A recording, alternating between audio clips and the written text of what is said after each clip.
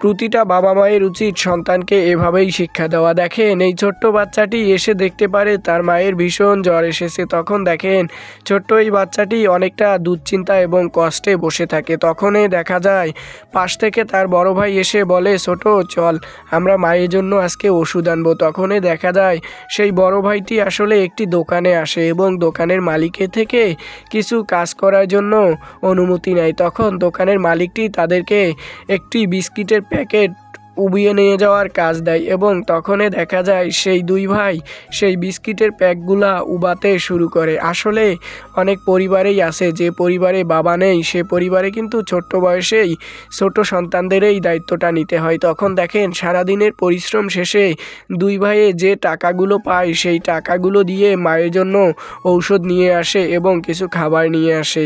আসলে প্রতিটি বাবা মায়ের উচিত সন্তানদেরকে এভাবেই শিক্ষা দিয়ে বড় করা, কারণ যে কোনো বিপদে আপদে যাতে সেই সন্তানরা মা বাবার পাশে দাঁড়াতে পারে। অবশ্যই ভিডিওটি ভালো লাগলে সর্বোচ্চ শেয়ার করে দেওয়ার চেষ্টা করবেন। আমাদের পেজটি ফলো করে পাশে থাকবেন।